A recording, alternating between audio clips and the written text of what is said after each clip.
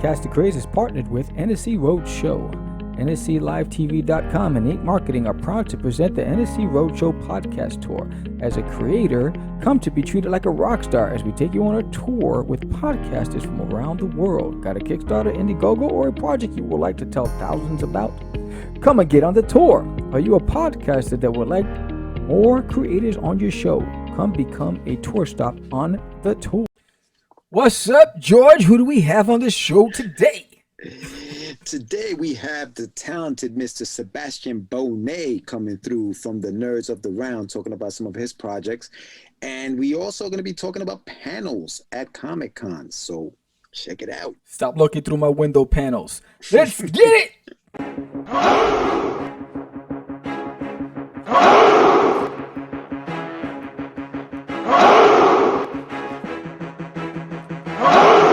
We are the only show for independents all around, giving you a platform to spread your word all over town. Catch the Craze is the place to promote to your fans with the Dreamer, Medina, and Sam the Crazy Man. Subscribe to our show and never miss an episode. It's time to get your mans, listen to us on the go. Updated every week, we've never missed a day. Join the squad, come on in. It's time to catch the Craze. If you are an independent, catch the Craze. Making moves on your own, catch the Craze. On your grind in the streets, catch the Craze. Join the movement, catch the Craze.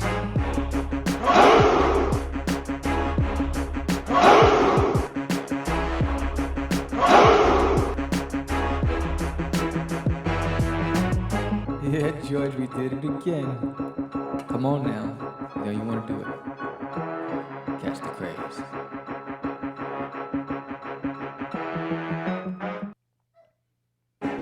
Welcome to Catch the Craze podcast. I am your host with the most, Sam the Crazy Man Vera, and I am with... He is joined by George Medina, a.k.a. The Dreamer.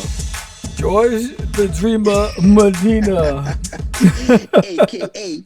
A.K.A. So I'm Sammy Boy. George the Dreamer Aka. Well, listen, welcome everybody to another episode of Catch the Craze. Before we get into our formalities, it is May 28th. You know what that means, Sam? It is one day. Yes! Finally! It's one day before I have to get my haircut. No, it's one day. Damn it! It's one day before PowCon. That's right. PowCon is tomorrow. Everybody. So get out there. Get out there tomorrow. If you haven't bought your tickets, I don't know what you were waiting for. That show's going to be hot. It's going to be fire. Tomorrow, PowCon is going down, and the topic today, before I even tell you, I mean, in the soft open, we told you who was going to be on the show, but we're going to be talking about paneling. And when we say paneling, I don't mean you go out on your roof and you start putting panels down on your roof. I'm talking about the panels that you would catch at a convention. And there's a reason for that topic, and we'll talk about that in a little bit. But yeah, we have Sebastian coming on today. We're going to be talking to him. We've known Sebastian for a little while. He's got the Nerds of the Round podcast. But what's going on with you, Sam? What's happening, brother? What's happening? Let's see. Today should have been we have one more day for Catch the Crazies. One more Crazies. So PowCon starts tomorrow, and Catch the Crazies ends tomorrow. The campaign. So if you haven't pledged, please pledge. Where's that thing? Where's the Crazies? If you haven't pledged, so that issue number 3 right there. Look at them in the bus. They're just flying away. Yes, they're flying. So if you haven't pledged, pledge. Black Catch the Crazies number 3. It is fire. It is fuego. It is caliente, al dente. It is awesome. That's right. By now, you know exactly what you will receive when you pledge. So hopefully you have pledged, and you're one of the 250. We had to up the number because, we're trying to exceed expectations and records and all that other fun stuff. So our goal for this one was the number of backers. We wanted to we took 100 backers, and so join the team, join the Crazies. It's on fire right now, and if you haven't backed us on any of the Kickstarters, and you're going to be at PowCon, you can actually pick up number 1 and 2 at PowCon. You just can't get 3. You'd have to back us. You have to pledge. So if you want to just test the waters and say, let me just read number 1 and I'll be at PowCon and I'll buy it, That's a good thing. That's a good thing. Right. We want that That's too. Right. So, but if not, pledge today. That's right. That is correct. That is correct. But yeah, so also everybody, if you haven't yet subscribed to the channel, make sure you subscribe to Catch the Craze. Hit the like button, comment on our post. We had a very, very good interview with Marvin Vasquez a couple of months ago that got ridiculous amount of views. It was great. I have a video. I'll show you guys while we're talking. I was like, yo, what's going on with this algorithm for this episode? Because it's on fuego. Where is that bad boy? Did I delete it? Oh, I might have. You deleted it? Get rid of the evidence. Who knows? Oh. No. Are you the ones that deletes your text messages after you receive them? No, here it is. Look at this. Watch what happens, guys. Watch what happens live. Can you see? It's a good show. Oh, can barely see it. Look at that. Oh, there it Look is. at those numbers rising. Oh, hey. That's Marvin Vasquez in real time. You seen those numbers crazy. just jumping through the roof. It was crazy, that episode. And I think it was because the subject matter, it's really about social media campaigns, marketing and promotion. And I think there's just a lot of people that were interested in it because it was the fastest growing show that we've done in a minute. Yes. It actually destroyed Jonathan Seyfried's What's in the Box episode. Yeah.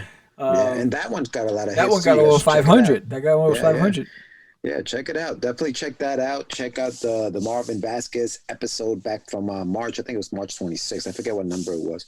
But it was a good one. It was a good and very informative. Marvin knows his marketing stuff. So if you are, if you're obviously an independent and you are interested in learning a little bit more about that, then definitely check it out. Yeah. It's episode 234 for those that are interested. I just found it here. 234. But yeah, so we have a few things and indie news. What do we have indie news? I gotta find the damn logo.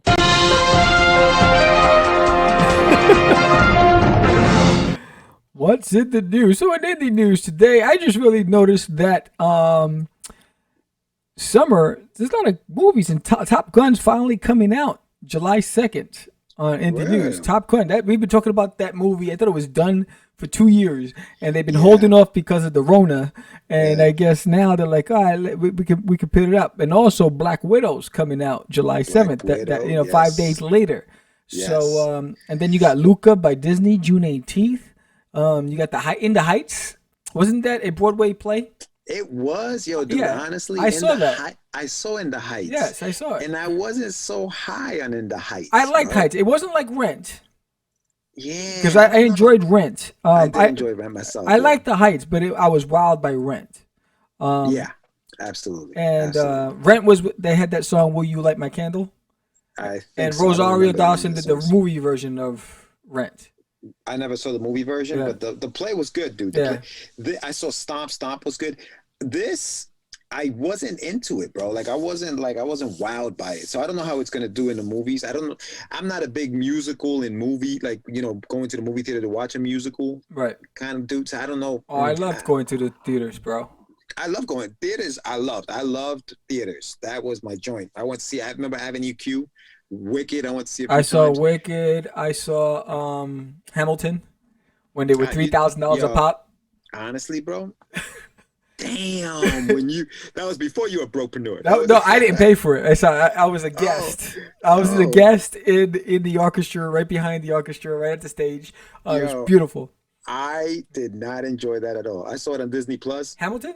No, you gotta see it. You gotta see it live. I'm thinking that's what it is. I chose not to watch it on TV, but I saw it live. It was beautiful. I was like, this is terrible. I was like, this is getting all these awards. Like, this is terrible. It was great. Yeah, maybe it was. Yeah, it was like you said. You have to see stuff like that. I think you just have to see it live. You have to see it live. I saw Hamilton. I loved Wicked. I saw Wicked was awesome. I saw Beetlejuice live. It was Wicked. Oh, I wanted to see that. In fact, that was also another gift. It was my team, because they knew that I was a Beetlejuice fan. That they sent me. They got me tickets. I was Beetlejuice one year for Halloween. I love Beetlejuice. Yeah, that movie is so good, dude. It holds up. You're still dressed the same way.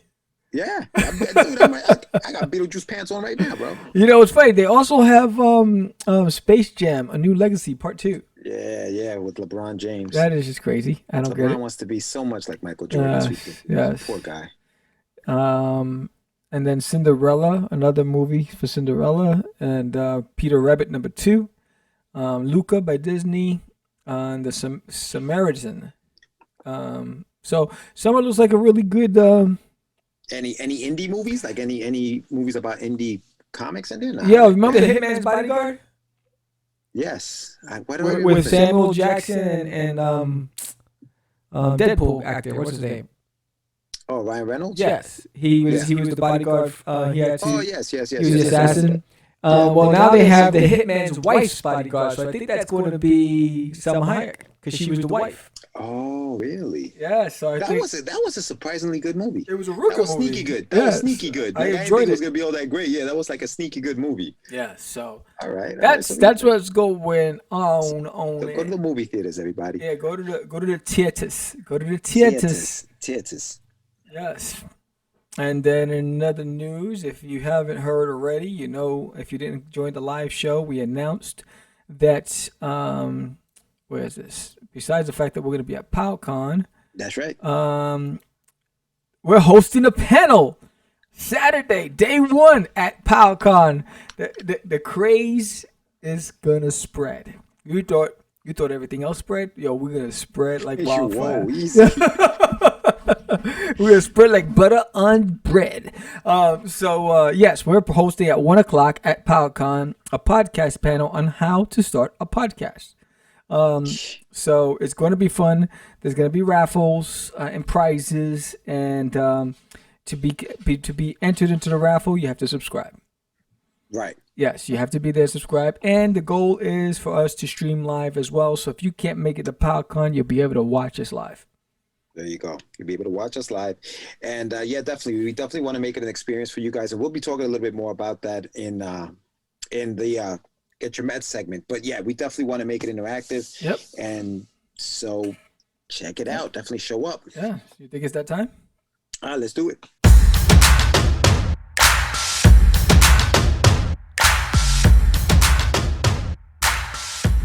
It's time for your medicine. And the panelists are... Wow. Catch the Craze. Yes. Who are the panelists, George? We are the panelists, brother. So finally, after all these years, Hercules. We scored a panel. Yes. Big shout out to Sal, man. Yes. He's the promoter on great. On the PowCon, and reached out to Sam, said, "Hey, brother, you want to do a panel on podcasting?" Sam I was like, "We talk about this." Sam never says no. I'll say no. Hey, any opportunity to promote, I'm down. Promote. So here we are. So we will be at the con doing a panel. Let's talk about panels, though. Let's talk about panels, Sam. Out of all the years doing comics and going to comic book conventions, which one was your favorite panel that we attended when we were doing conventions together? Which was my favorite panel? Yeah. I think my favorite panel was when... It's a toss-up. So yeah, I enjoyed the one where Todd McFarlane, where Image Comics announced Robert Kirkman becoming an owner, and Todd was there, Robert Kirkman was there at the panel. I liked sitting on the Alex Ross panel. Wow, it's hard. I really enjoyed Mark Silvestri's panel. Yes. From Top Cow. I really enjoyed that panel. It was engaging. He sat there. He answered questions. He even stood back and asked our questions. You know, he was very personable. I enjoyed that one. Yeah. My favorite panel was I think it was at the think it was at the Pennsylvania. I think it was Philly, the Wizard World Philly, when Wizard World was doing their conventions, and it was the one that Michael Turner did. I know you're gonna say that. I have the pictures of that one. Yeah, Michael Turner did that, dude. And what I liked about it was not only did he draw something live, and he was talking about, you know, his process, and he ended up giving whatever he drew to one of the kids that was at the panel watching him. But before you even when you walked in the door at the panel, they were handing you free copies of Soulfire, which was the comic book that he was coming out with at the time, and it was like Soulfire 0 or whatever. Yeah. And they were just giving away like issue 0. Yeah. And the funny thing about that is that, and that marketing ploy worked, because I started collecting Soulfire after that until he passed, and then, you know, the you know, Soulfire, and whether it was issue 1 or 2, it just like it kept restarting. Like I don't even know where they are right now with it. But I was collecting it for a little while, and I think that was one of my, I think that was my favorite panel. Definitely the one with Michael Turner. Yeah, I enjoyed that one because number one, he was drawing in marker. Yeah, dude. And it was flawless. The Sharpie. And it was right on the easel. It was flawless. Nasty. I was like, yo, I need a pencil first. He was so freaking good. Dude. Which is why I'm trying to teach myself with these commissioned sketch cards. I'm trying to get into. That's why I keep putting sketch cards as a perk in the campaigns, because I really want to get better and better and faster. And faster. I think that's the biggest thing, is just speed. But he was so impressive to be able to just do Sharpies and make them look flawless. It was like, yo, I just wanted to take the original art. He's like, what do you guys want me to draw? He was like, all right. And he was just drawing it and then talking as he's drawing and talking about, I was like, this guy, yo, may he rest in peace, bro. We lost a very, very talented and gifted. And you know what? We talk about independent publishers. Aspen Comics, well, he was trying to start. He was trying to do what Image did in the 90s. He was trying to do like in the late 90s, early 2000s, which was start up an independent publisher from the ground. Yeah. And I mean, they're still going now, but I think if he had, you know, lived through, I think this company would probably be even bigger. Yeah. You know, he'd have the shows on TV and all this other stuff. They've been around for 15 years. Yeah, he definitely changed the game. You know, I mean, when, you know, it's like in that era, there was like, that was a time when the names were recognizable. Mm-hmm. You know, now it's just the characters. You know, the corporations really muted the talent. And you know, they got their positioning back. They lost the hold when Todd decided to go reckless. But what he did it was a natural evolution. You had first it was Todd, and then, you know, Jim Lee and Mark Silvestri, you know, Rob Liefeld, and then they brought in talent like Stephen Platt and Benitez, you know, all these guys, and then Michael Turner, and you know, and it was just like it got better and better, and you were like, fuck, I gotta work harder. You know, where are these cats? You know, they're breeding them somewhere in a factory, because they were just amazing. Michael Turner was one of those guys that came. Yeah. I think he was drawing. What was he drawing? Witchblade, I think. For Mark Silvestri at the time. Yeah. So that I think that going back to panels, I think the reason why I enjoyed that panel so much, and I think the reason why a panel is so enjoyable is because it stays with you, right? You remember that thing. Years after the fact, you remember what you got from that, like the information you received, for example, when you heard Mark Silvestri speak. And for me, it was the giveaway. It was like, oh, I got a free comic. Like, so I think that when you're doing a panel at a show, and we're going to be doing that one tomorrow, it's about what the audience is going to get from that panel. Yes. You know, what are they going to learn? What are they going to take with them? Not just physically, but like in their minds, and you know, what are they going there for? Our panel happens to be about podcasting. So tomorrow, the idea is to give you guys what we've learned doing this, you know, and hopefully you'll take something away from it. And years from now, be like, yo, you remember that panel at PowCon that one year? Those two guys, those two podcasts. You're going to remember me. I remember those guys. That was my favorite panel. Yeah. So that's the goal. That's the goal. The goal is, you know, and it's, you know, I've shared this on my earlier shows. Oh my gosh, my dogs. I shared this on my earlier shows where my my first time having to speak before an audience. It was a bunch of corporate executives and management, and I froze. And I was just promoted to management. I worked on a PowerPoint presentation. My boss approved it, put me up there on the podium. I lost sight of my eye. I couldn't hear anything. All I could hear was my heart beating, and the podium was shaking because my hands wouldn't stop shaking. Oh, you were nervous. And all you heard was, oh! And so my boss came and grabbed my hand, took me to the chair, and then he went and delivered my presentation.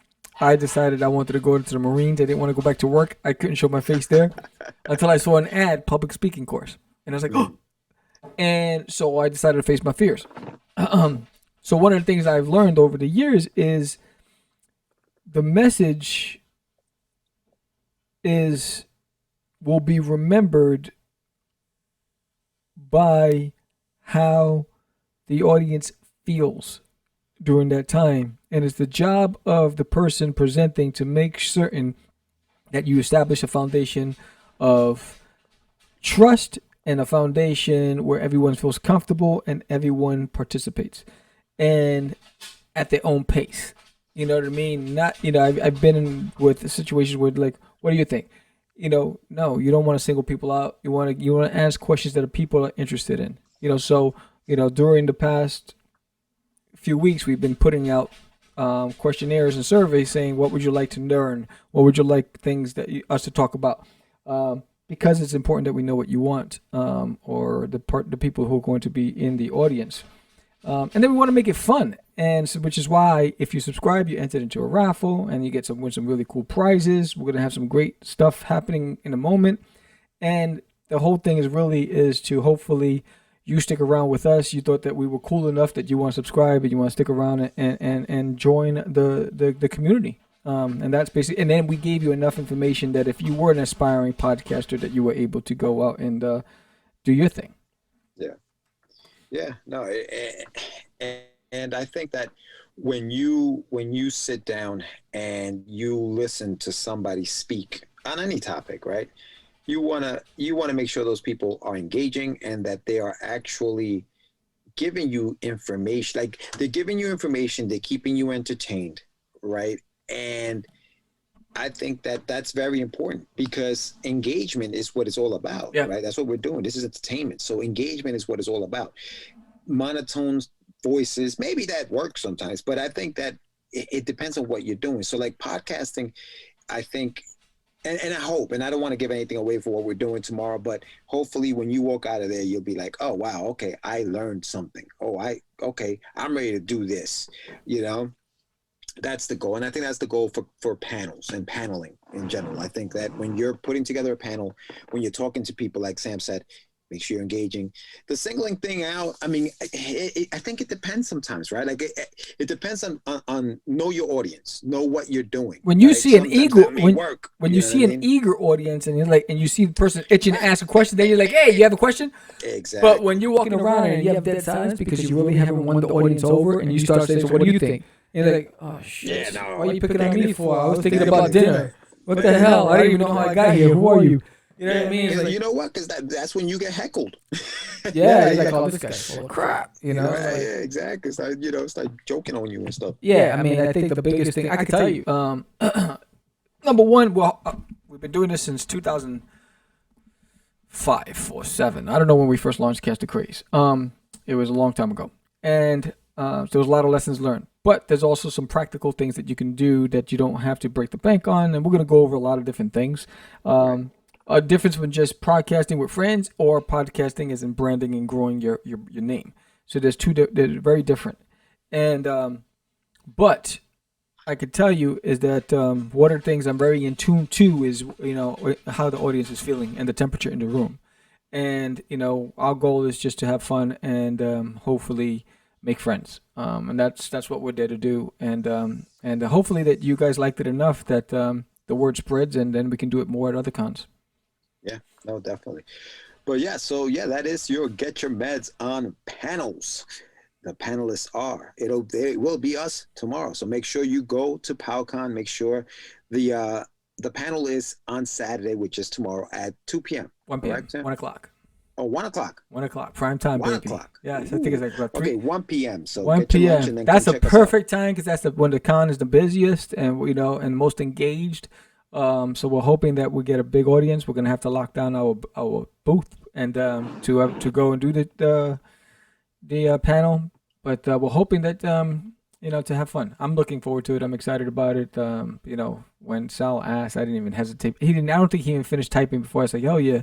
He didn't even hit send in the question. I was like, I just felt the disturbance in the force. I was like, "Oh yeah, let's do it." Nice. Yeah. So yeah, we will be there. We will be there. Yeah. So I see our guest is in the waiting room. All right. Cool. Let's go to commercial. So let's see. What do I have? I gotta update all of my stuff because I don't know what I have anymore. But let's just go here. Do you have a Kickstarter campaign and you're trying to figure out how to get the word out? You look online and you see the competition is fierce. Comic-Cons are slowly coming back, but in the meantime, how do you spread the word? You worked for hours creating your campaign. You post on as many social media sites as possible, trying to get the word out to no avail. Well, look no further. Why not sponsor an episode of Catch The Craze podcast, the fastest growing indie podcast in the market today? That 30-second promo can get you an extra 2 to 3 backers or more. Who knows? Let's go. Hit the link below and get one step closer to a successful campaign. Righty then. You're my man. Oh man, Count. That's what's his name? Oh, Count Dracula. Count Dracula. Wait. It's a whole Star Wars setup. I know. Stop acting up. Stop acting up. I see the Cookie Monster. Cookies. Oh man! Welcome back. It's the Wookiee monster. Welcome back, everybody. We are on Catch the Craze, and we are being joined by the infamous Sebastian Bonet. Sebastian Bonet.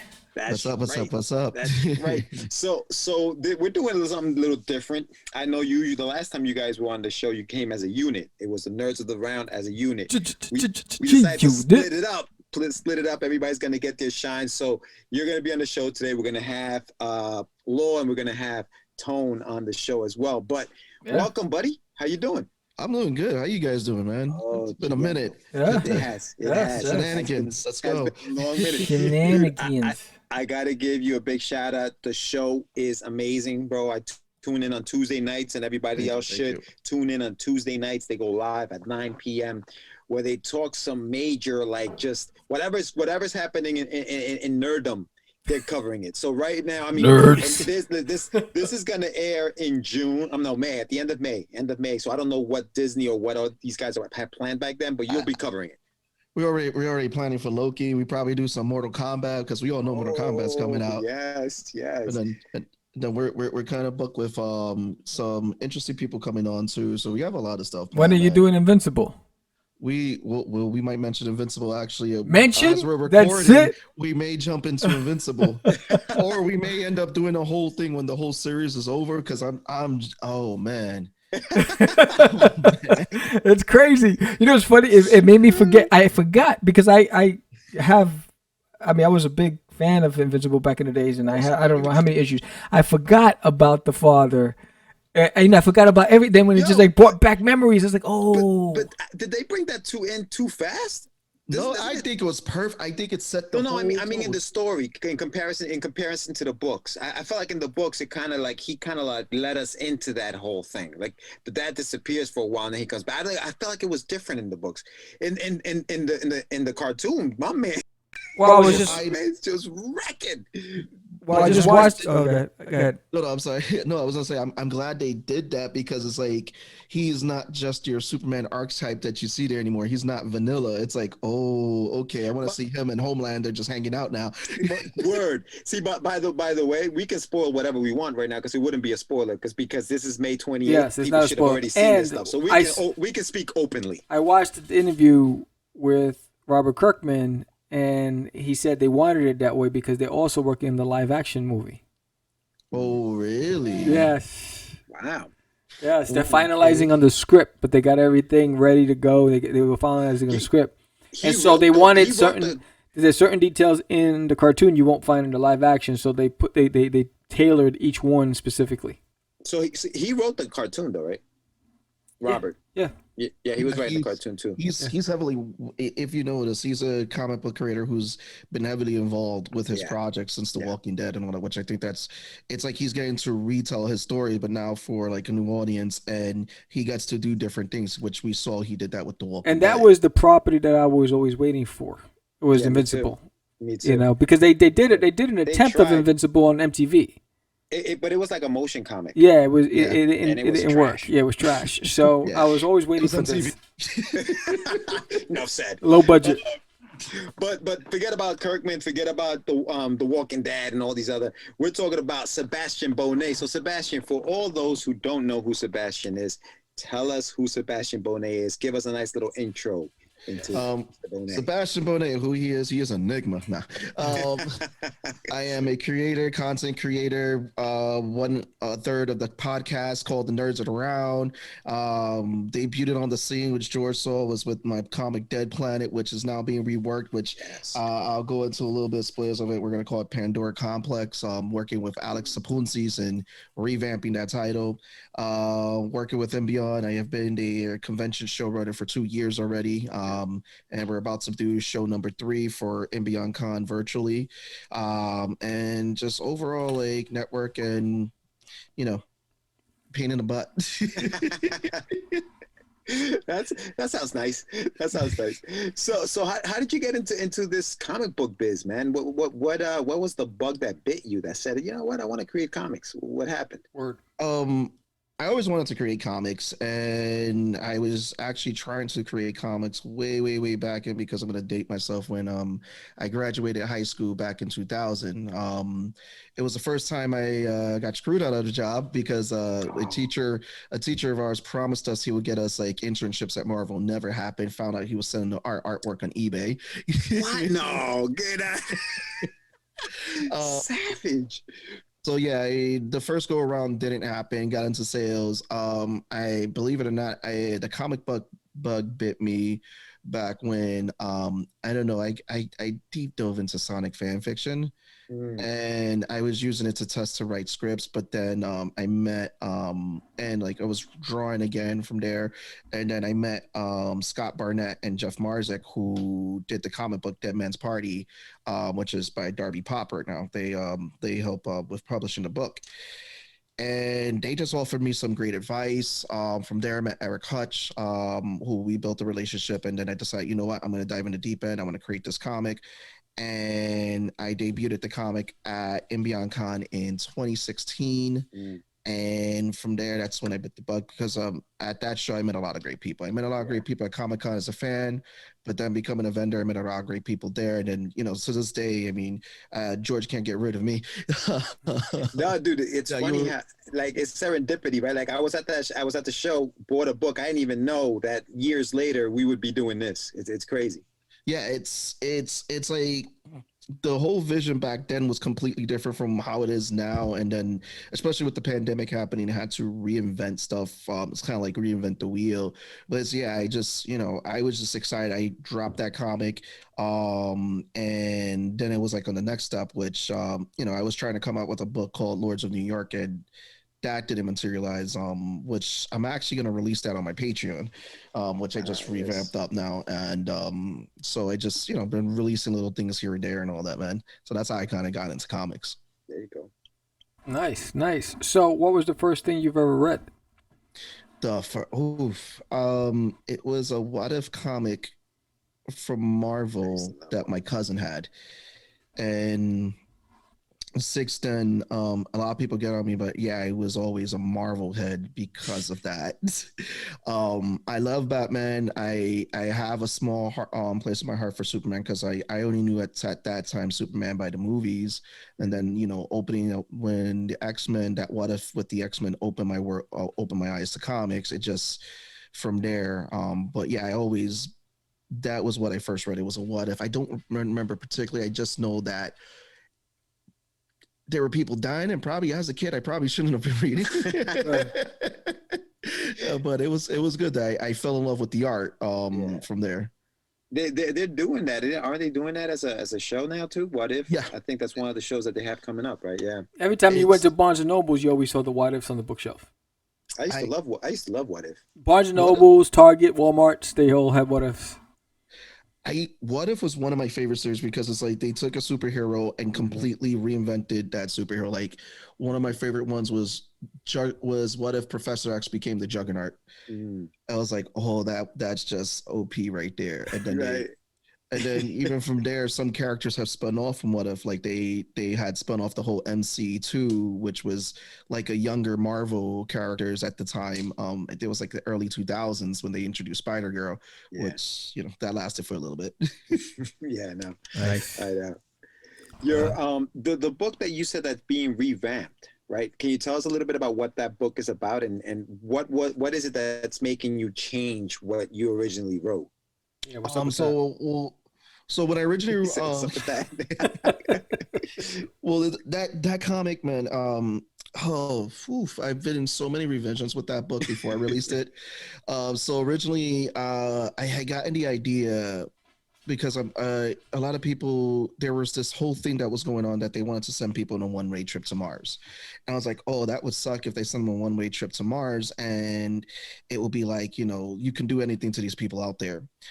So that's where kind of like the idea spun off. And then I was a big fan of The Thing and Aliens. And then I was just like, oh, I just got to incorporate these elements. So the original idea was never published because it was a whole scientific team. And I was like, oh, it'd be cool to do this prequel, because you know how it goes. When you're a creator, your ideas are just spinning. Yeah. So the prequel became the actual comic. Oh.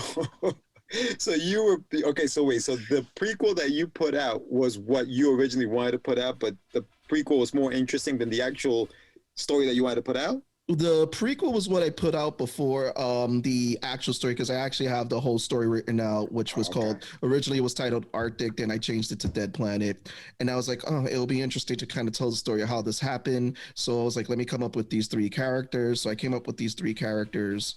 And I just wrote it that, I already know how the story is going to end. I got this crazy scene I want to do. I'm going to kill everybody off in this book because that was what Dead Planet was. Everybody died.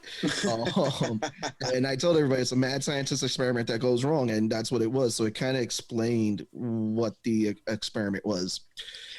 I like the title, dude. Dead Planet. I like Dead Planet. But go ahead. I'm sorry. No, I wanted to market Dead Planet, but it just... I saw too many people had it, so Pandora's Complex kind of fell a little bit more in that way. And what I'm doing is I'm taking elements from the original story and the prequel story, mixing it together, and I'm kind of in a way retelling that story, but with more depth in the characters and all that. So it was fun to do, like because I just did that to tell myself I can create a comic. Here we go, boom, it's done.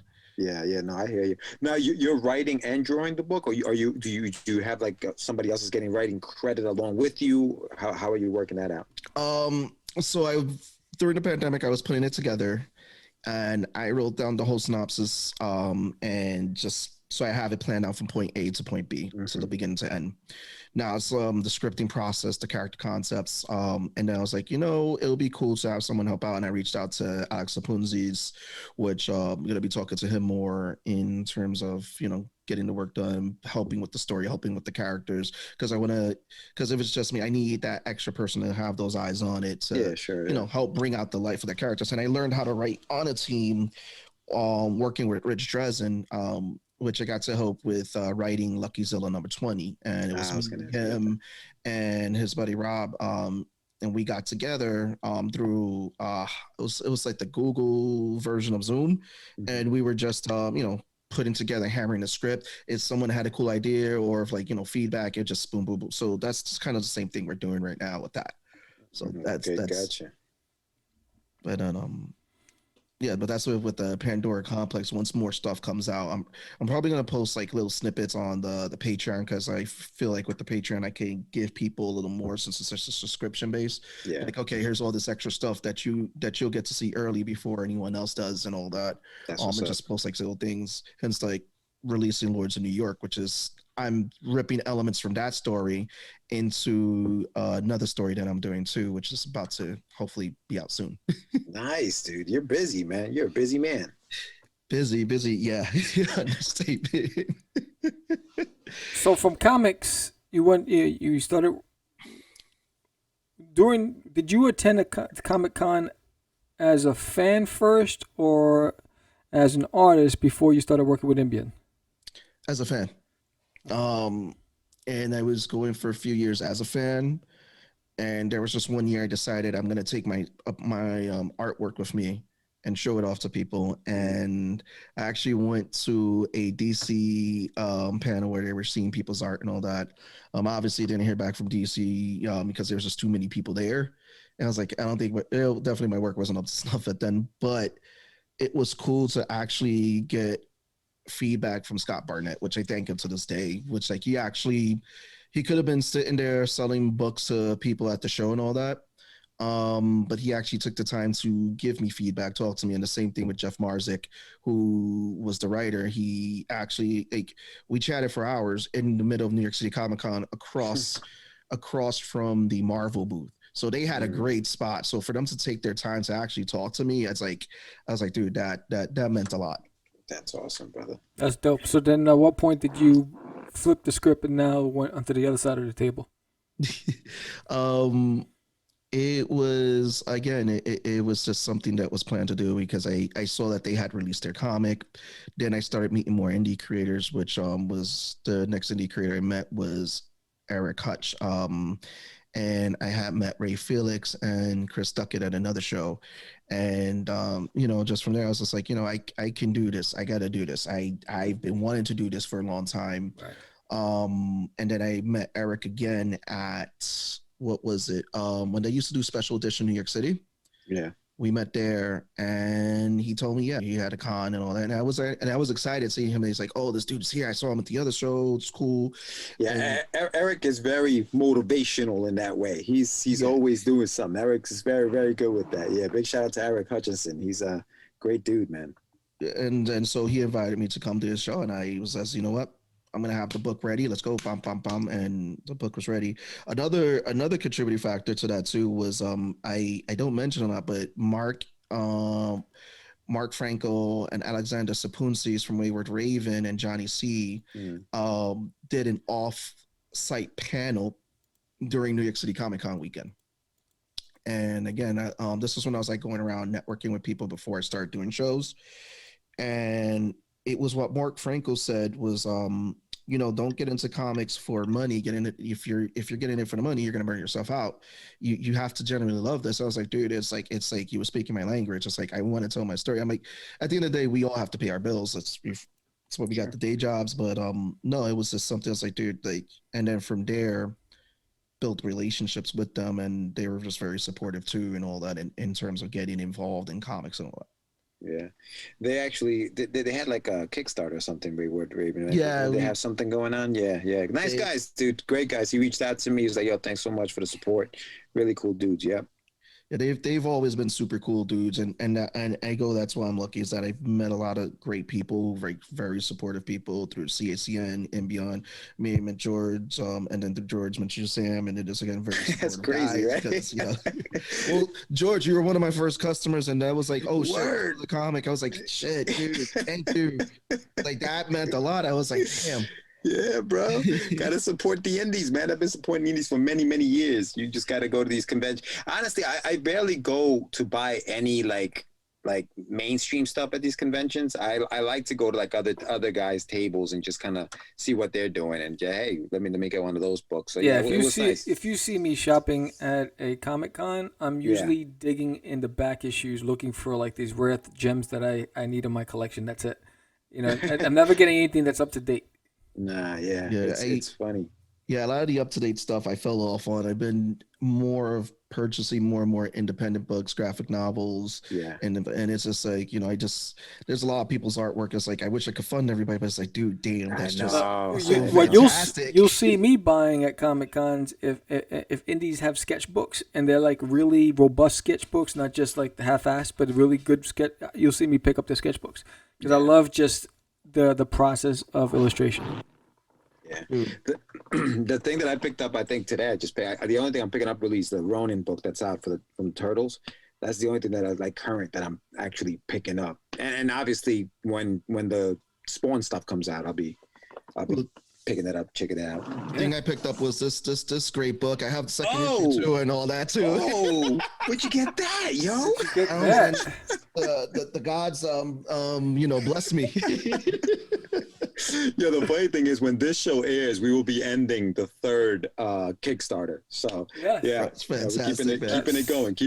Did you read Did you read number 2? I haven't got to read number 2 yet. I usually let the package sit there for a little bit because it's transferring process. I was like, yeah, let it sit there for a minute, but it's out the thing. It's like it's ready to go. But no, that gets me excited when you see people who you consider your peers, your friends, and you see that success, like what you guys just did with the Kickstarter, what you guys are about to do, all the successes like that. That motivates me a lot too. It's like seeing your friends just kicking ass out there when it comes down to this. Because it's like. It's tough. It really is, dude. It's so tough, bro. And again, it's just like it's not like in the corporate world where you see people who get up ahead and you get pissed off, like mad about that. It's like, damn, like, yeah, my boy's doing good. Yo, that's right. We were talking about that. Remember we were talking about that. Right. We were talking about building that, and then you're just killing the game, man. I get mad when they don't do it. I get mad when they don't do, like when they're telling me a million times, I'm gonna do that, and then I don't see anything. I get upset. I'm like, come on, man, we got to get that out. Like, where is it? Let's do it. Let's get it done. And and that's for me. It's like I get fueled by other people's creativity. Mm-hmm. Yeah. When I see someone doing something and I think it's nasty, I'm like, oh, Sam, gotta step up. You know what I mean? It's like, and that's for me. I just love that. That's why I miss the cons. I'm looking forward to PowCon because I love being around creators. I love to. It's just something about it that makes me just want to just get busy on the draft table and when I see somebody else, I'm like, oh man, how did he pull that one off? And then I want to do the same. Yeah, that's one of the things I miss about cons. It's just that because I regret doing too many cons because there were shows that you didn't get that at, and there are shows that you got that camaraderie. Everyone loves New York City Comic Con because it's everything. It's all in all. And again, the thing I miss is seeing the people who I call them the con family. I saw them there all the time. We'd talk about the family, how you guys are doing. Those and that's one of the things I do miss is that from conventions. I know. Well, I wanted to ask you about that. Being that you were the showrunner for the Ambient Con, and you guys actually did a virtual convention. How was that, dude? Like, how talk to me about the process of putting that together and comparing it to like a live one. Like, how was yeah, right? Oh man. So the thing is that there's no right or wrong way really to do a virtual con. I'll say that because there was just a lot of them coming out during the pandemic. We just wanted to be something different. And obviously we wanted to build the platform that was going to not just cater to creators becoming a network for them to network with each other, see who's doing what, but something where fans can connect with creators and become a learning environment. That's what we were doing with the virtual con. We saw what a lot of people were doing. We're like, we're not here to poop on anybody's game. We just wanted to do something very different from other shows. So that's why we had put together, so one of the goals was we had decided in March we were going to do virtual. We were going to wait to announce it because, we were like, yeah, people are probably going to announce it like crazy, like San Diego did, and a few other shows. And then we finally we're going to announce it. We put together, I put together the interviews. Eric was lining up the site. Law was helping with the site. We were doing the website. I mean, I could tell you this now. What was crazy about that is that, there was a lot that went in a few months and weeks that went into process and building that site, scheduling the interviews, because we're going to have a mixture of pre-recorded, we're going to do lives. We decided to go 2 days because we're not spending on the building anymore. Right. We're not spending on space. We can extend it for 2 days and come up with these videos that people can learn from, see creators, reach out to creators to do live drawings. We're like, let's reach out to gamers, get their live streams out there, see if we can get people funneled through with that, and do everything with the site. website had went down. Something was an issue with the server. And so everything that we spent weeks doing, 3 sleepless nights putting that all back up. Come on, man. It was that was one of the issues with doing a virtual con, is that was something we didn't expect. Was Crazy. that everything that was set up, it took weeks. We were weeks putting this all out there, weeks putting it up, and it went down in a matter of an hour. And we were like, okay, the show's in 2 weeks. What are we gonna do? Me, Eric, and Law.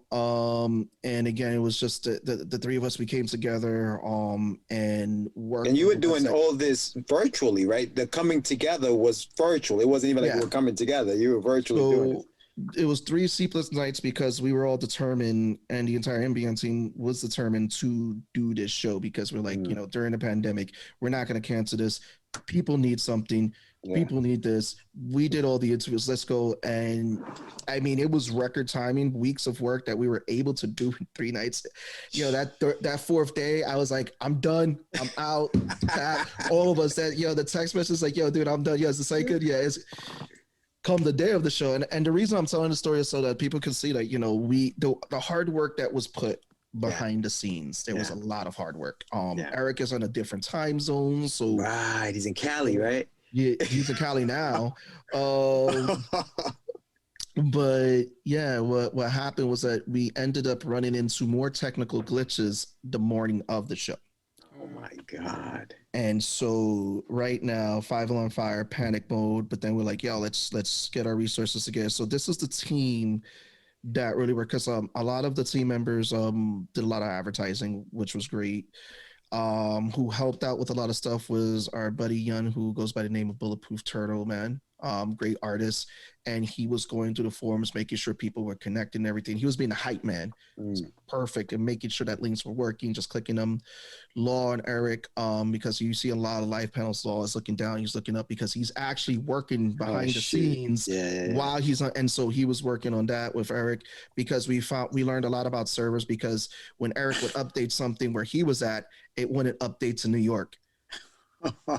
So it was like, yo, and that Saturday morning, we learned a lot. Jessie, my wife, she was like the sniper. She was like the middle position. Boom, boom, boom. She was getting everything out to everybody. We were, by the end of Saturday, if you had asked us, we were like a well-oiled machine in hours, and we got everything up and running. And then Sunday comes, and it ran through so smooth. But it was a learning experience, and it was our determination to get something out there for people to grasp on, to enjoy, and have a great time from the comfort of their home, because COVID was crazy. Yeah. And you're doing it again, right? Yeah, we're doing it again, because we want to. He's like, we're doing it again. Do it again. Listen, we think that there is a great space for virtual shows, if done right, and if obviously this. It's tough to compete with an in-person con, because you're never going to replicate that. Yeah. But if there's something we can do to enhance your experience while you're at home, or even better, when we bring back our con in person and still keep the virtual element, we want to make this an enhancement to what can help creators, because we had over 10,000 hits that weekend in 2 days. Wow. And we didn't even do an advertising budget. That was all just straight, like, we're just going to use our tools to market and all that. Word of mouth. And dude, I think you guys have a really good thing. I personally enjoyed being on one of the panels with the writers, and the way you guys had that set up. I feel like the biggest thing whenever like I did a convention and I was behind the table, like I was one, is that I never got to go out to see some of the panels. So if I could somehow go home after the convention and see these panels, say on some kind of website or on some, I think that would be something that I would love to be able to do, because and I'm not talking about the people, not as a goer of but as an exhibitor, we miss out on a lot of this stuff, and if you guys did something like that, I think that would be and it would also be awesome for the people who miss some of the things that they are not able to see when they go out there. The stuff is still up there. I mean, the live stuff was for more of the interactive stuff right there and then, but a lot of the stuff was up there because, again, we wanted it to be a place of networking and learning. Because, it's like a lot of creators, a lot of the creators that were picked were people who I felt that and telling like people I felt that, I can build relationships with each other and also offer something to people who are looking to learn. Because like, again, I was that eager creator who wanted to get out there, didn't know, was like, oh, I'm hearing people who are in the trenches like me. That's why, going to some of these smaller shows, going to Creative Aftercon and all that, I was like learning from my peers, and people who I say to this day are my friends and all that, who, We had Dennis Knight on the show. And I met him at the Writer's Block. Dennis Knight is great. He's awesome.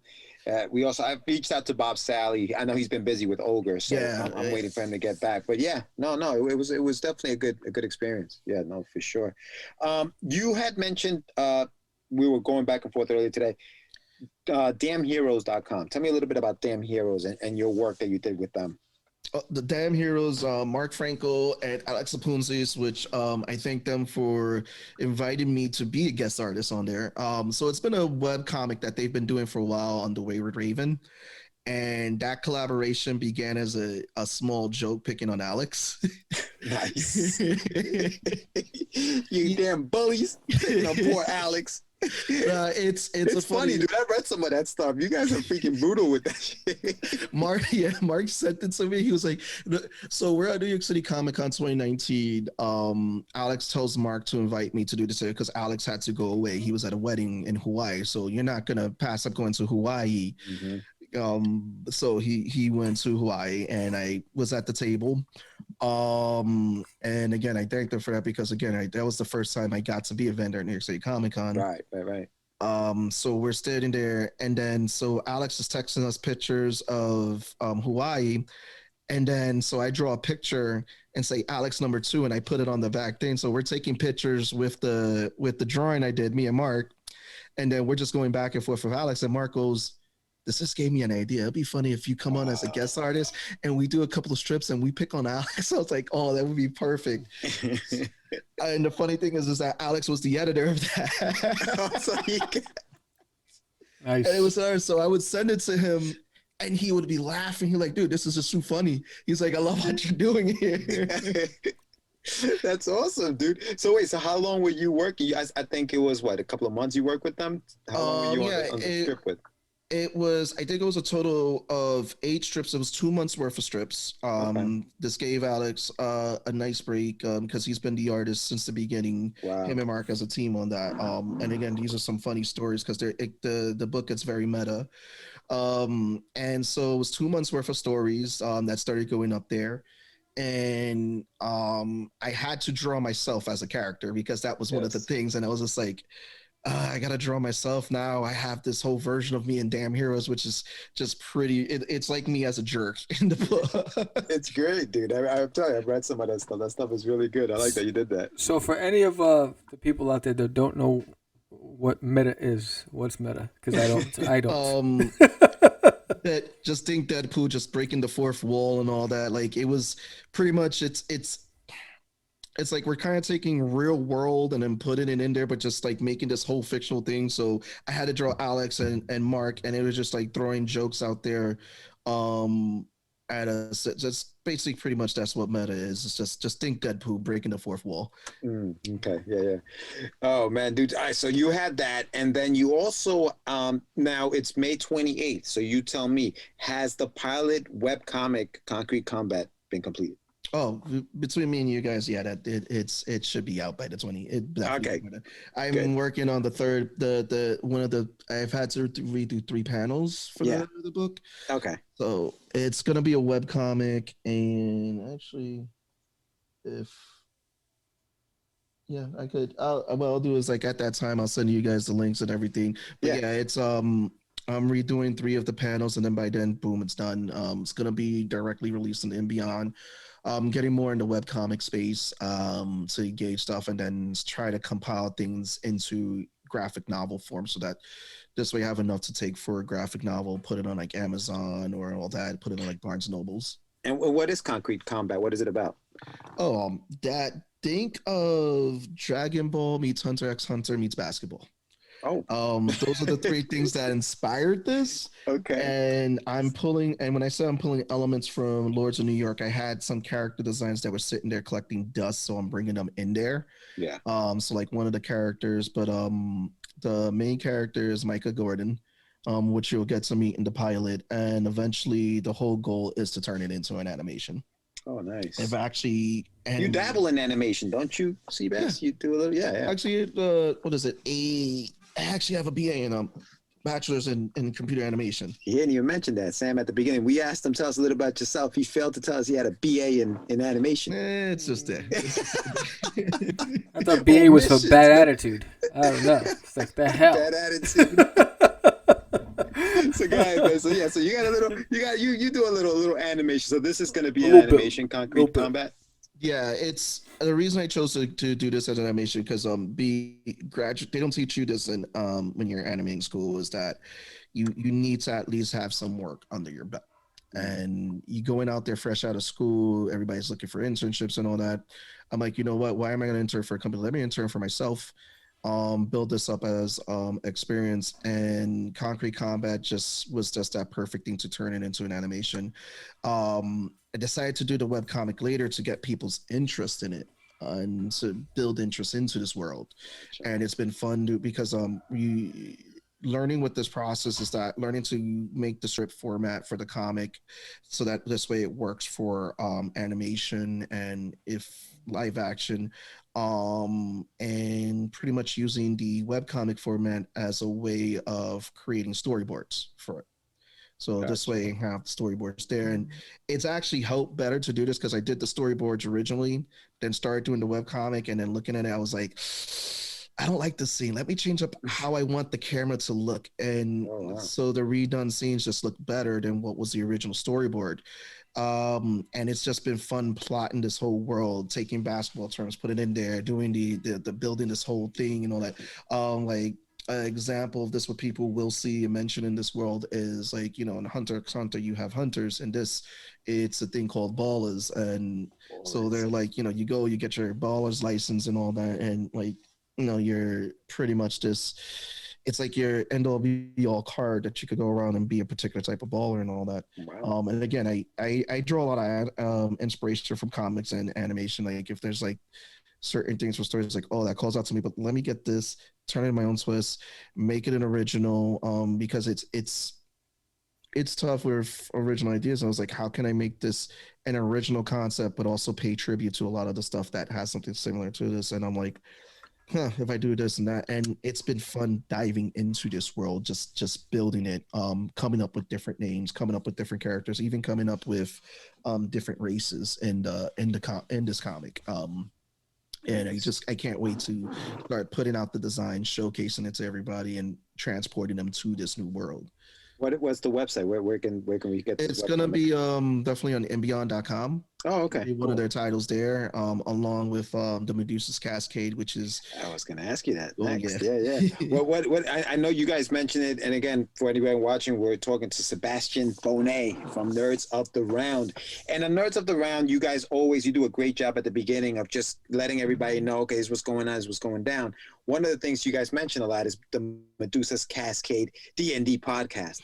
Tell us, what is the Medusa's Cascade D&D podcast? It's a fun-loving mess now. So the Medusa's Cascade podcast, which again, thank Tommy for putting that together, Thomas Lapiari. He pretty much started, I was like, yo, let's all get together, play D&D, and start recording the sessions in February of 2020. And what happened is that it spun into a tool that allows us to character create. And we decided to just make this whole original fantasy world. I play a fun-loving character called Kyver, who is a tabaxi. And when I mean fun-loving, it's actually the opposite of that. And so we were just sitting there, just building this stuff, building this world, this fantasy world. We're all role-playing these characters, putting them through scenarios. I mean, as we're doing this recording right now, there's already 20 episodes out. When this is released, we should have more than 20 recordings. And then as we're doing this, we start learning different things about, like, you know, ways to build fantasy characters, way to do different stuff. And then in ourselves just started homebrewing a lot of, which is a term for D&D, you know, when it's your own creative stuff. So we were started homebrewing these new worlds and everything that we're going to release to people, and just build this whole fantasy universe. And the fun thing has been doing the concept art for some of these characters, because there's a lot more stuff that we want to do, from taking it from a podcast to other things and all that, and a lot of back end things that we're working on, which I don't know if a lot of that stuff will be out by then when this drops, but it's been fun seeing a lot of the character art that's now slowly being released as marketing material for the podcast. And then at the time too, again, dabbing in animation, I did a test animation with one of the creatures just popping out of something, and it's like, dude, this is just so cool, look at this, like, oh yeah. And then so it's just it's exciting, because this has been a whole studio project that we've all got together, built these characters, brought some life into them, and just having Tommy knock the life out of us with recordings. So tell me about Nerds Around. How did that happen? How did you get into podcasting? Was that something always on your radar, or you just walked into it?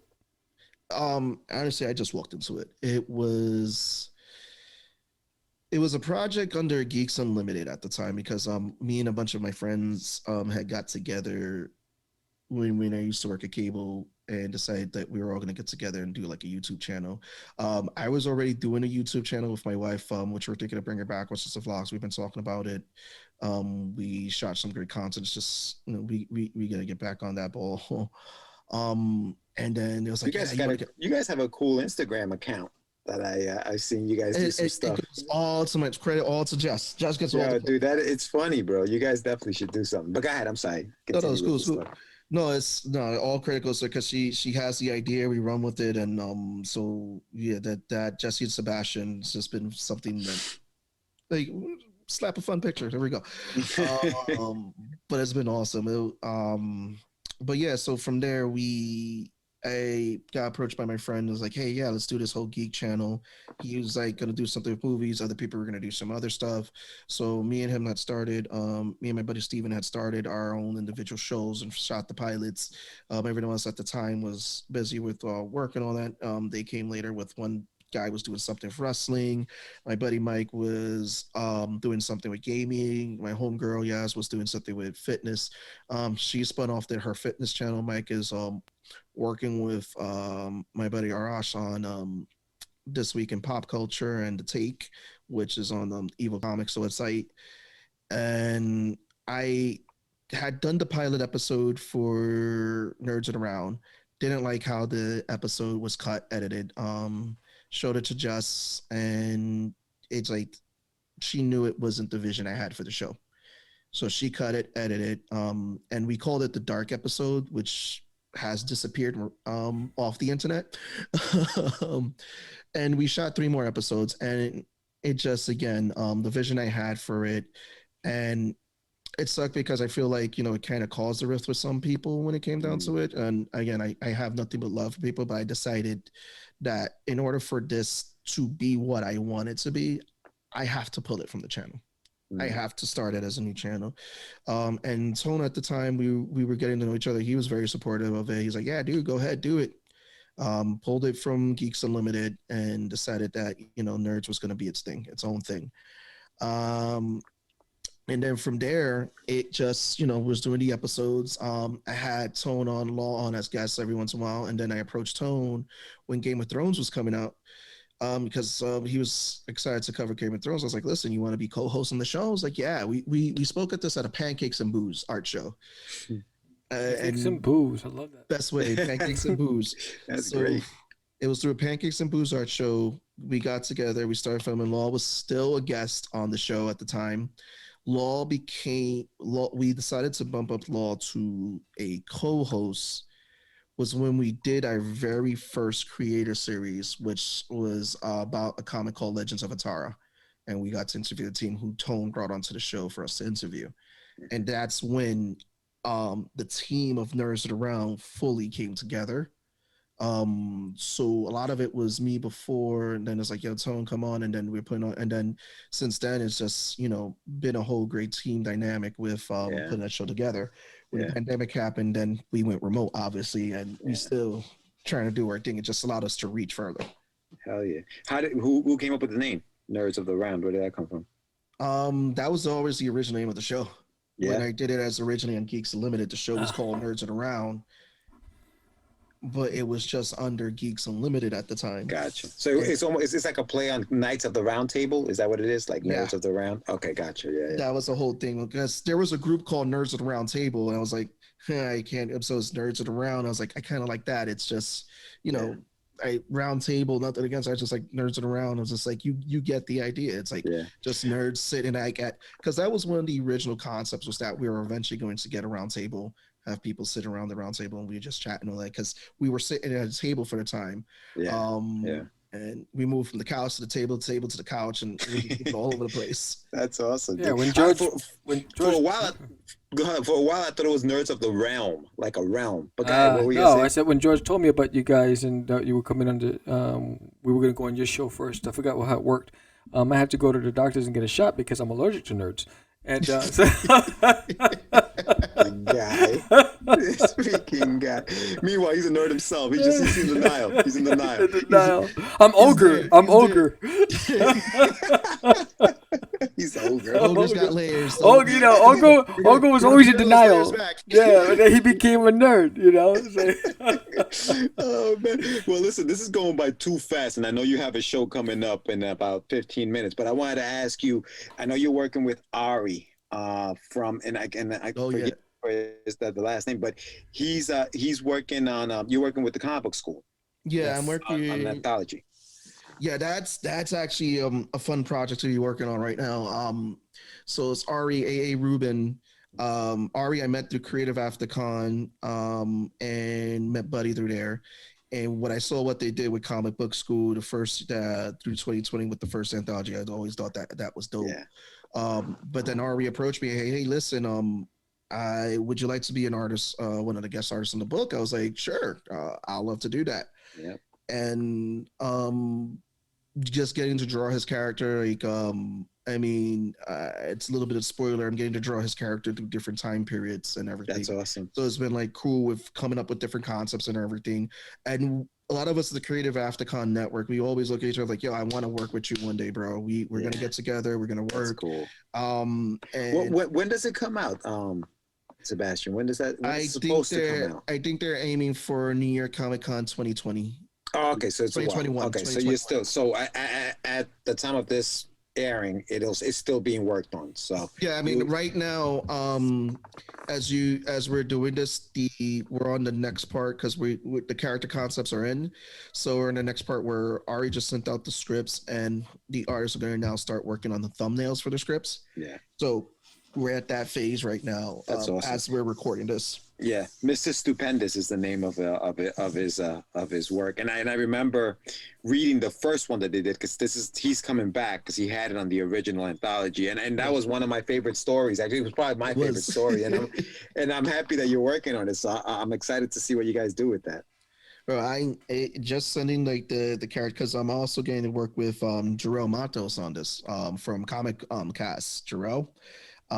And he had the fun part of designing the villain for the story, and getting to, and so we're just like going back and forth like kids, just like, dude, this is dope, I love what you did with the character, with this and that, and so then I'm getting to redesign his villain and other stuff, and so we're just all going back and forth. It's been pretty cool. That's awesome, dude. That's dope. We were supposed to be part of it, and just the schedule and what we have on our plate, it's just been filling up fast. Yeah. No, sure. I feel you on that guy. I'm happy that it's a small section I'm working on, because it was like a whole like full section. I don't think I would have the time to work on it. It's true. But it's like I think I have a total of 2 to 3 pages to do for Ari. That's it. And I was like, okay, that's not bad. Let's go. That's good. That's good. Yeah, no, for sure. So yeah, no, I mean, listen, I love what you're doing with the show, and I like what you guys are doing with the show, because you guys have definitely, it's evolved, right? You had like a theme song by Lou Seif. Big shout out to Lou Seif, who was always on the show. That theme song at the beginning is really dope. We had him on the show, and he's a great guy. So that was nice. And then you guys, I like the way you structured it. Like you guys are going every week. Like I know you did the whole thing on WandaVision. So for everybody who missed it, go to Nerds of the Round, check out their channel. All of that stuff was broken down. You broke down the Winter Soldier. Probably still, well, at the point of May, I don't know what the hell's going on. I haven't seen any of them. You broken that down. It's fun, dude. Like it's really and you know you serve as moderator. Okay, hey guys, what you think about this? So that was cool. How did you guys come up with that concept to do it that way? Like, was it like a pre-meeting to say, guys, we're gonna do it this way, or did it just organically happen? I think it just organically happened because I was taking what I learned through NBeyondCon was that you need someone as a moderator, at least in the middle of the show. I've been watching a lot of other people's shows.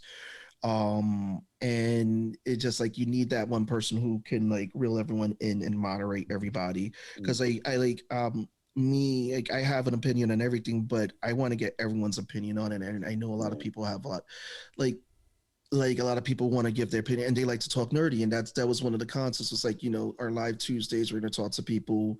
Like the creative series has been awesome, but it's like a lot of the times, you know, we just want to be nerds and talk stuff and nerd out, get creators on here and nerd out with us, and that's a way it's led into more interviews because we're just kicking it with other people, and you guys have been on a show. We're just kicking it. That's it, and we're just, you know, nerding out, talking, and that's how it's like in a way of building rapport with people. So that just when we do like an episode on them, our creator series, they're already comfortable, and that's true.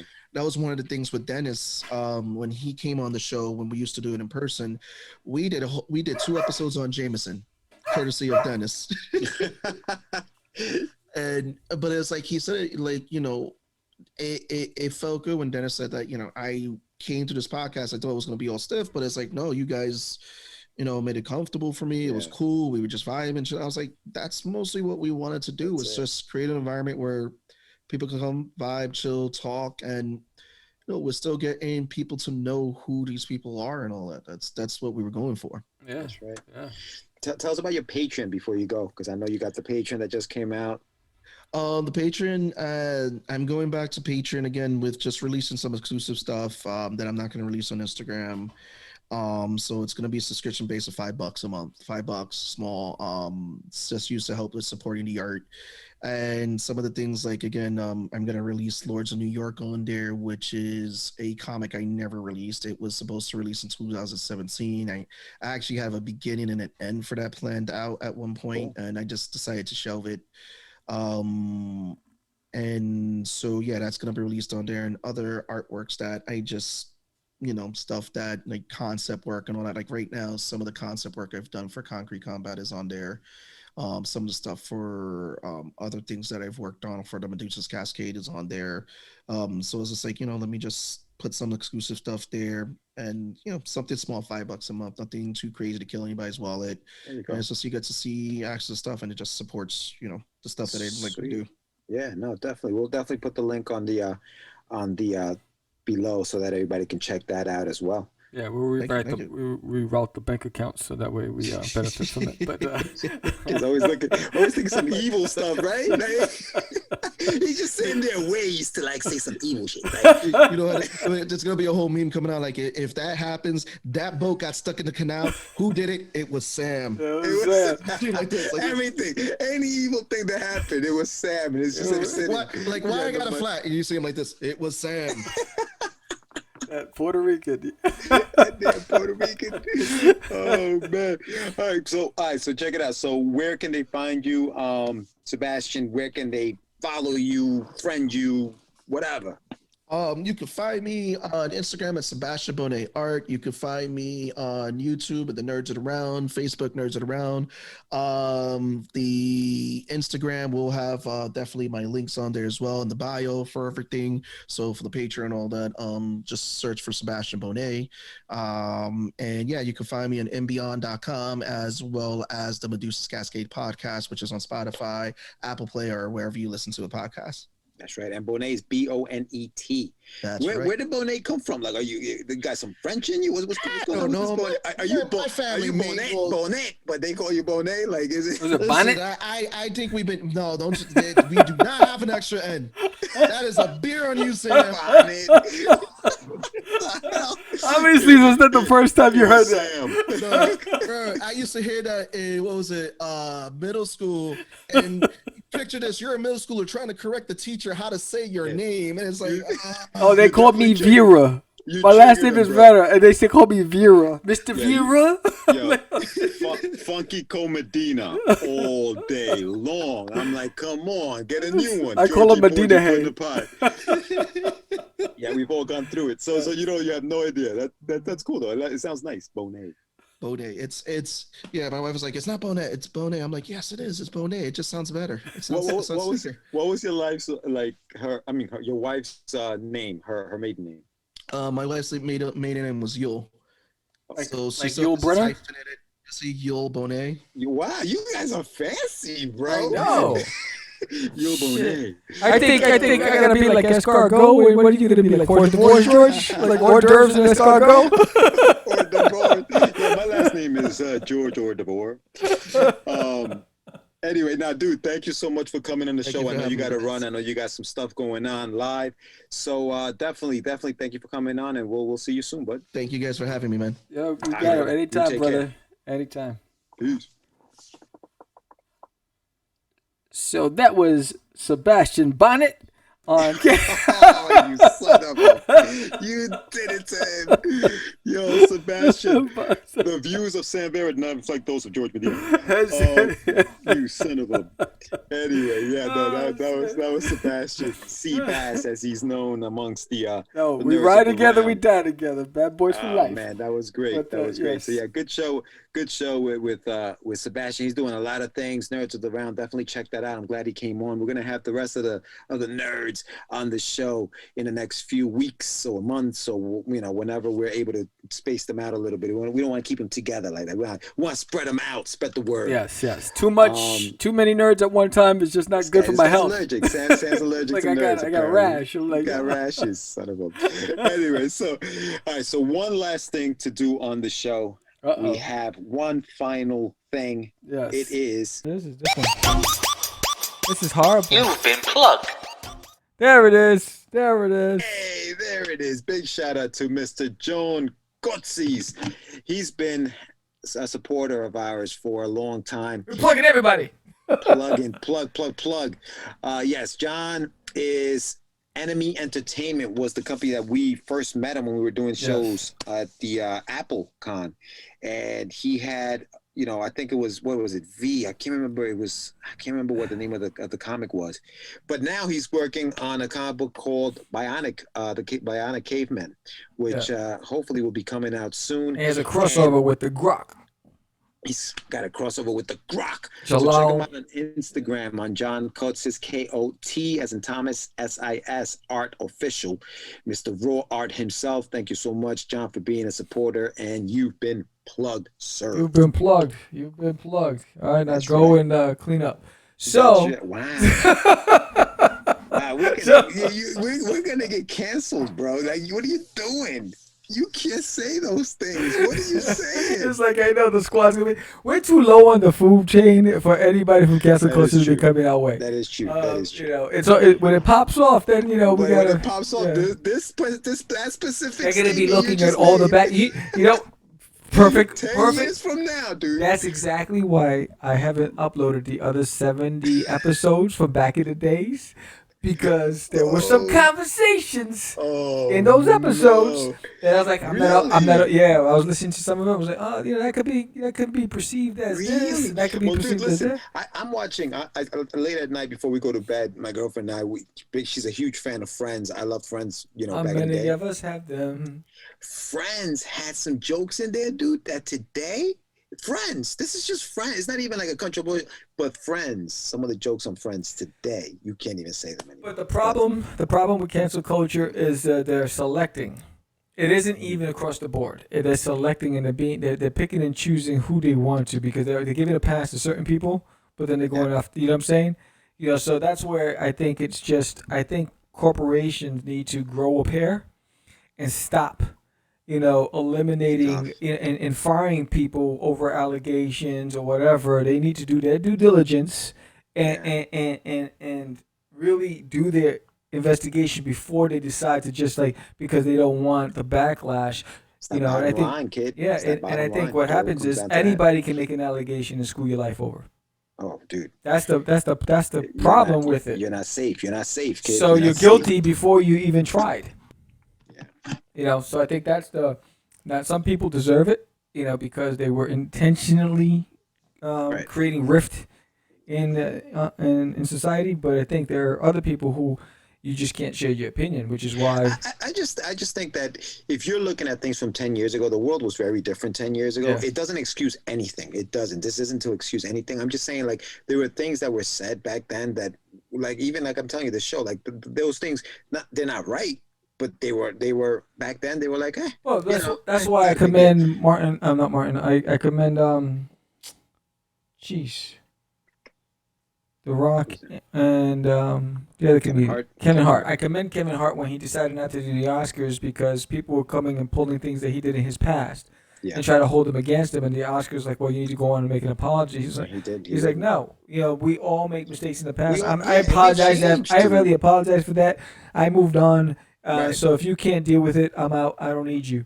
And so I think that's where, you know, if you didn't do anything 10 years ago, what even bother?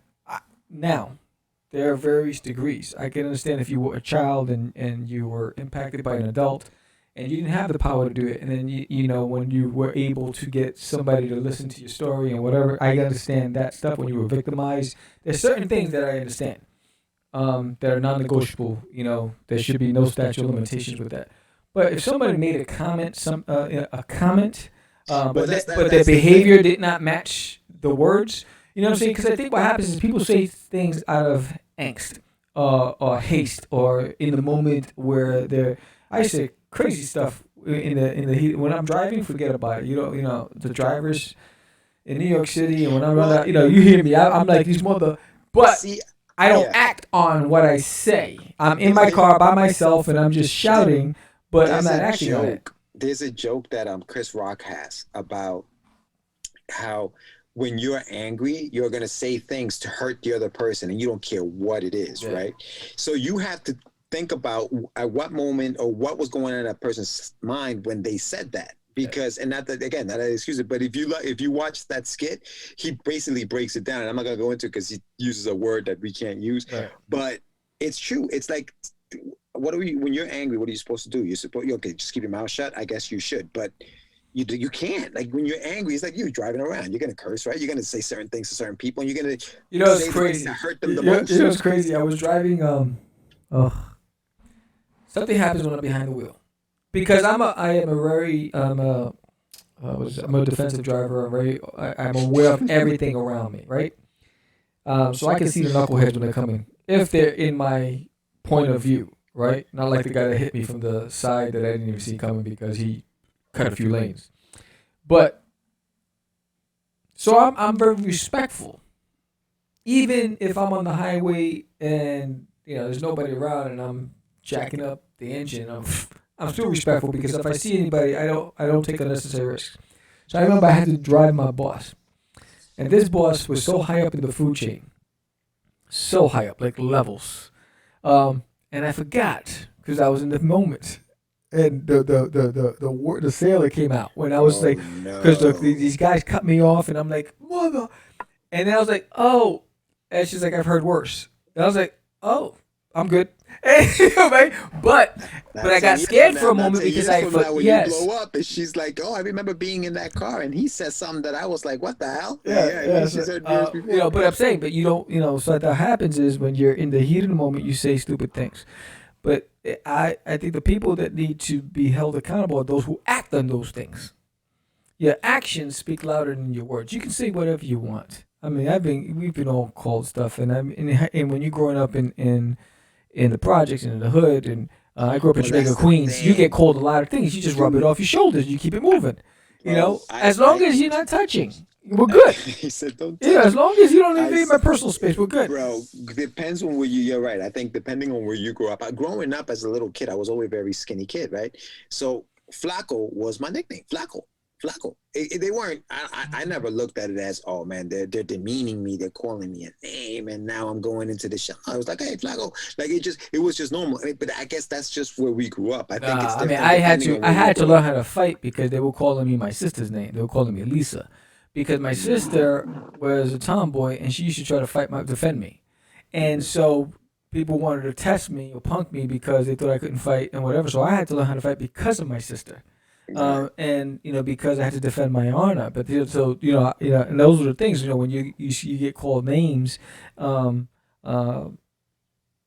No, but but what I'm saying is the names that I would like, that name being called, it wasn't it wasn't it was just like, it was almost like a term of endearment. Oh, if you had a friend who was Asian, you would automatically call him Chino when you were in a community. If there was dark skin in the community, negrito, and it's like, it's not like bad. It's not like we're I know the man. Hey, what's up? But the world has changed. We've gotten sensitive. I mean, I was just watching where like the military is changing it now to get rid of the aggressive drill sergeants, to tone it down. How are you preparing me for war if you try to tone it down? Would you give me a biscuit? You didn't give me a star? See, that's the stuff that drives me nuts. It's like, the combat is very different. They're doing this to help you save. Nobody's gonna be like, okay, you're right, when they shoot you in the face. Like, no, that's different. Like, I don't get that. But that's what's crazy. I think we've gotten to a point where we've gotten so, we're so obsessed with having to cancel everybody out that we're really not seeing the impact that it's going to have on our society in long term. And then I would also, warning to those who are aggressively going out canceling people. There'll be a time where karma answers. The universe answers. So be careful what you're putting out because it might come back to you. Is that good? Because we all live in glass houses. Yeah. We all live in glass houses. Yeah. You can't be throwing rocks. We all do. We all have something that we probably said or done in the past that we're like, maybe I shouldn't have done that. Maybe I shouldn't have said that. Yeah, we all have that.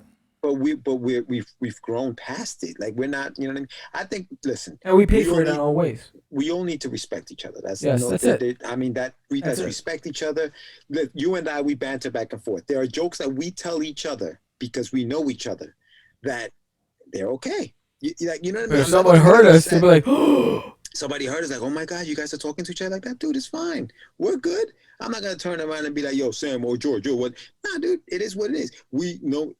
But we respect each other. I think that the difference between when you're demeaning somebody to be hateful and when it's just a banter between two people or even between a group of people. You know what I mean? I'm sure that when Sebastian, who we just had on the show, sits down with his friends, they'll have jokes and they'll tell jokes and he just said it. They had a combo where they were making fun of his friend Alex. Yes. They were making fun of his friend Alex. Yes. But they all respect and love each other. It's got nothing to do with, the block, if you're hanging out the corner with your boys on the block, there's usually rank sessions. Oh, you snapping. When you're snapping at everybody. You're snapping. Mama jokes. You can't tell mama jokes now. That was but you couldn't even tell mama jokes with me. So that was my only one rule. You can say anything you want. You can snap, but not mama. Because they were there. They were there.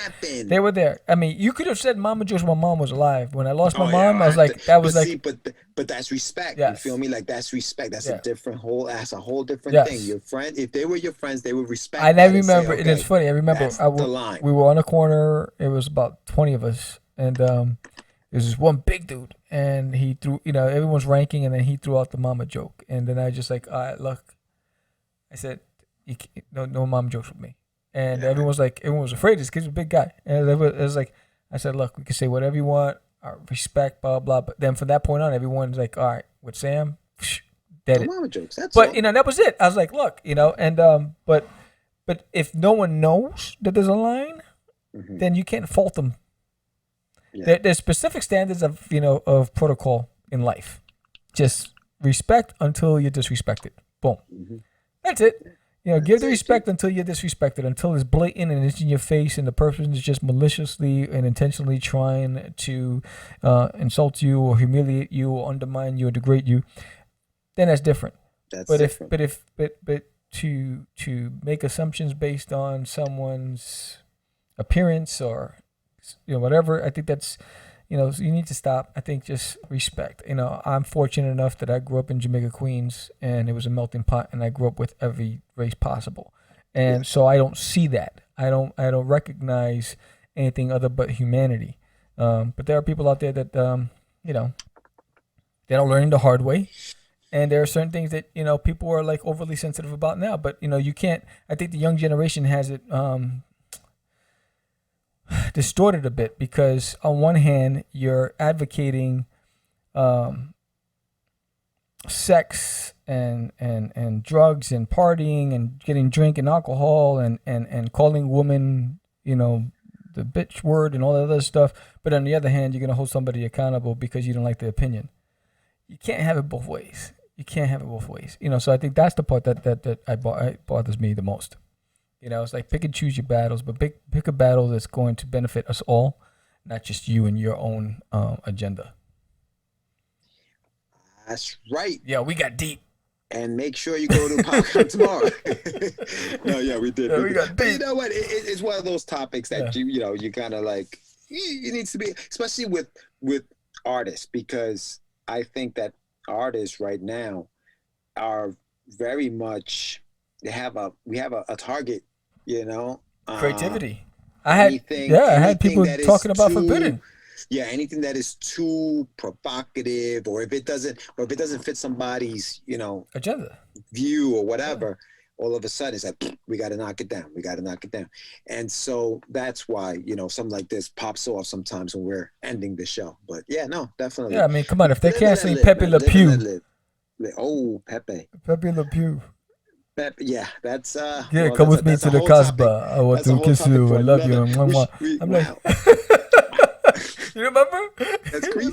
Yeah, no, I do. Of course, I remember. I grew up with Pepe Le Pew. And listen, we're males. I don't know. And then I'm interested in what a female's perspective of Pepe Le Pew was growing up as a child. Yeah. Did she look at it as anything other than what an idiot? Like, I'm staying away from guys like that, or was she like, wait, are they telling boys that it's okay to do that to us? I don't know. Because I don't think I never took it that way. I just thought it was hysterical. This guy would just get turned down all the time, and I'm not going to do that because I don't want to get turned down like that idiot. Yeah. That's what I took from it. That guy's a moron. He's a skunk. He was always after the cat. He's stinky. He's like, it's a cat, you dumbass. Like, they painted a stripe on it white, and now you think it's a. That was what I was thinking as a kid. So I never looked at it as, oh, I'm going to go get a girl and do that. Yeah, that's what I'm going to do to a girl. No, so Bugs Bunny. So Bugs Bunny, when he was dressing in the dress and he had the thing on his head and he was doing the samba dance, was that teaching us how to cross dress? So it's like, I think there's just so many things that we're looking at the past instead of learning from the past. We're trying to destroy the past. We're trying to hide it, like it never happened. Put it away. Use it as a prototype for building something better. See, this is what was happening at the time. You didn't live at that time. At that time, it was okay. You didn't live at that time, so you want to look back and say, I don't approve of that. You didn't live there. You weren't there. You weren't the decision makers. You weren't a part of that culture. Yeah. Do something today, saying, you know what? Here's what was being taught back then in that society in that time period. Here's what needs to be taught today. Let's use this as an example of why we want to go this direction. Not try to destroy everything and punish people. It's crazy. We're trying to sweep it under the rug like it never happened. Yes. You ever seen that? Like, where it's like, oh man, I broke that vase. Yeah. Let me just hide. Like, for those people who say, the most traumatic points in history never happened, and they try to ignore it. I don't think there's any society on this planet that wasn't oppressed. And there are certain periods of life that were very devastating. We can't forget it. We have to use it to build a better tomorrow. We need that information. We need to recognize what those danger signs are. So if we eliminate it, we're never going to understand what's going. We're going to repeat it because we just destroyed the past. It's like when people go and destroy relics and literature and all this stuff. No, we need that. Because those are the warning signs. Those are the things that's going to help us get better, and that the people that the first thing they want to do is destroy, it's because of their own insecurities and guilt within.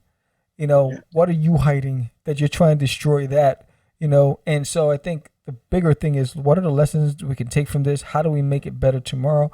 Let's use this as an example to educate and build not hide and scare people, because now people are going to be afraid to speak up. People are going to be afraid to form an opinion.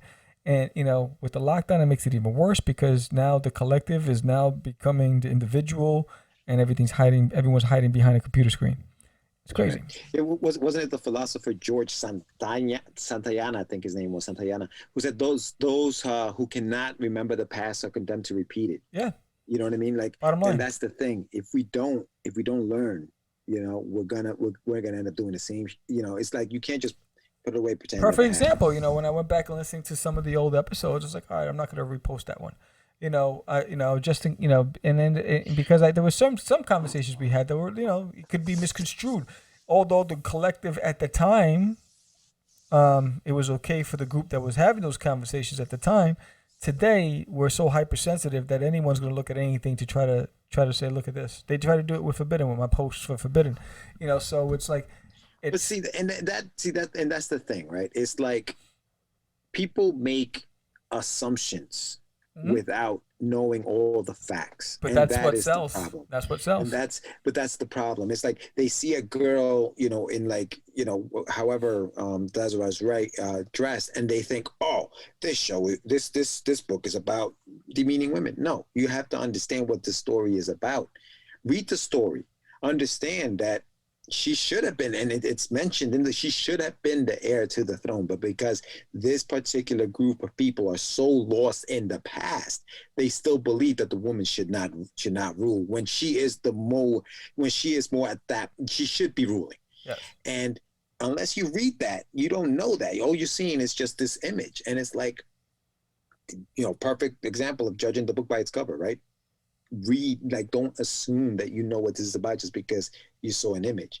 There's so much more to it, and I think that as an artist, it sucks that we have to think that way almost. It is like, dude, if you just bought the book, you know what this is about. I mean, it gives me pause with launching Duty because of the significance and the pun and all that other stuff, and will people say, oh, what are you doing teaching kids that? You know what I'm saying? So it's one of those things where you're like, that's true. As a creator, your creativity is being choked because now you're not creating. It's not organic. Now it's you're trying to ask yourself, well, what are people going to think about this? Instead of just creating from the heart. What's acceptable? Yeah, and it's like I think you just have to. I think. You know what? Bite the bullet. Go out there and do your best work. What you think is right at the time, and go from there. But if you base it all on fear and whether or not you're going to be accepted, it's going to be a lonely world. Yes, sir. And with that said, Sam, we're gonna move on to right along. Feeling fancy free. Tomorrow, remember that the PowCon is happening in Jersey tomorrow. At One Wayne Plaza. PowCon. Yes, we are at PowCon. Make sure you show up. We will be there all day. The Crazy Man and the Dreamer. From 1 to 2 p.m., you won't see us at the table because we will be hosting a panel on podcasting. So if you want to get into podcasting, want to know what podcasting is about, how did these two guys get into it and are doing it, show up to the panel. We'll talk about it. We'll have some raffles. We'll have some fun. Subscribe to the channel there. It'll be a good time. So check us out there. And then next week, we'll have another show. Anytime you need a payment, good times. Anytime you need a friend. So I'm Sam the Crazy Man Vera. I'm George the Dreamer Medina. Catch us live next week on another episode of Catch the Crazees. We are out. It's just easy. It's not. Crazy. Acquiesce. No, I was talking about my friend Acquiesce. Say my name, right? This is what you were thinking? Oh, my. He described me. He said, I'm the...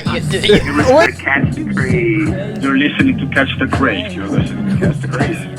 Catch the Craze. You are listening to Catch the Craze on Catch the Craze. You're listening to Catch the Craze.